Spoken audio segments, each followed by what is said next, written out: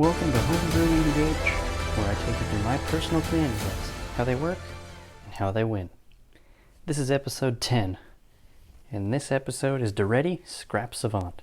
He costs 3 in a red for a Planeswalker from Commander 2016, at least the printing I have.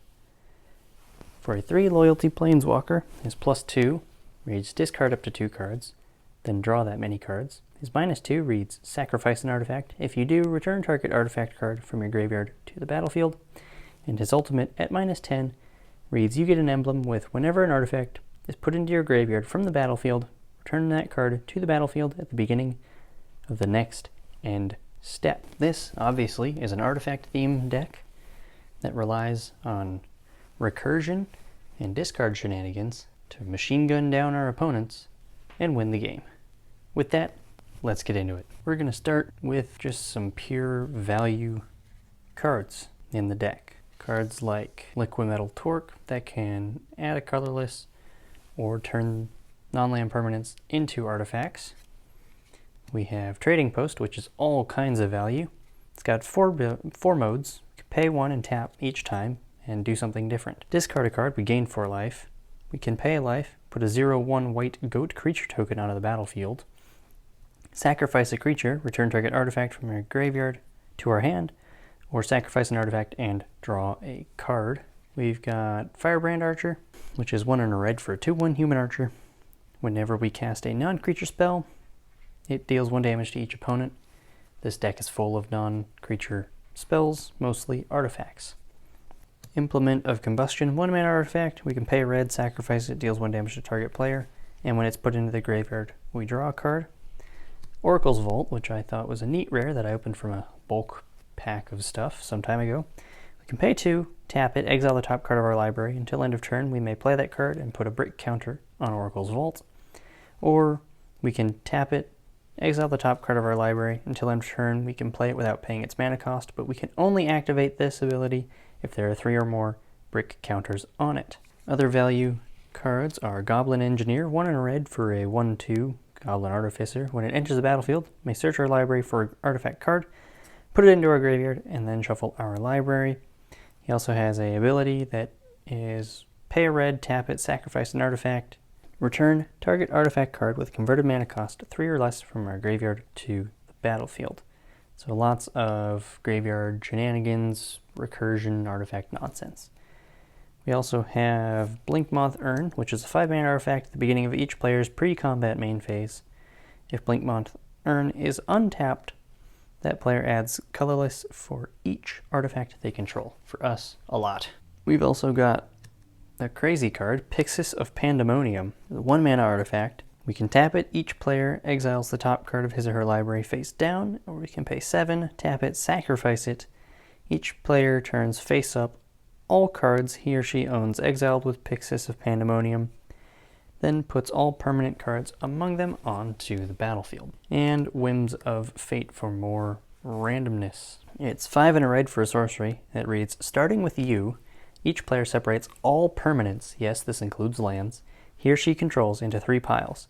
Then each player chooses one of their piles at random and sacrifices those permanents. And yes, piles can be empty. And speaking of artifacts coming back, we have ones that like to die. We have cards like Mirror Retriever. When it dies, return target artifact card from our graveyard to our hand. Sparring Construct, 1-mana 1/1. When it dies, put a +1/+1 counter on target creature we control. Brainstone, 1-mana artifact. It's a brainstorm on an artifact. We can pay 2, sacrifice it, draw 3 cards, put 2 from our hand on top of the library. And Scrap Trawler, 3-mana, 3/2. Whenever Scrap Trawler or another artifact you control is put into a graveyard from the battlefield, return to your hand target artifact card in your graveyard with a lesser mana cost. And now we're in mono red, so ramp isn't huge yet, maybe one day, but we do have access to artifacts, which there are plenty of ramp ones.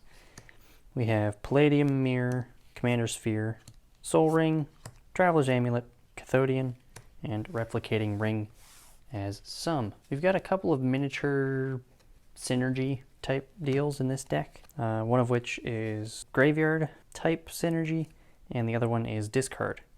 So we have Aetherworks Marvel, which is a 4-mana legendary artifact that reads, whenever a permanent you control is put into a graveyard, you get an energy counter. We can tap it, pay 6 energy counters. Look at the top 6 cards of our library. We may cast a card from among them without paying its mana cost. We put the rest on the bottom in a random order. And to help with that, we do have Manifold Key. 1 mana artifact, we can pay 1, tap it to untap another target artifact, or pay 3 and tap it and make a creature unblockable this turn. But with the graveyard hitting stuff, we have Culling Dais.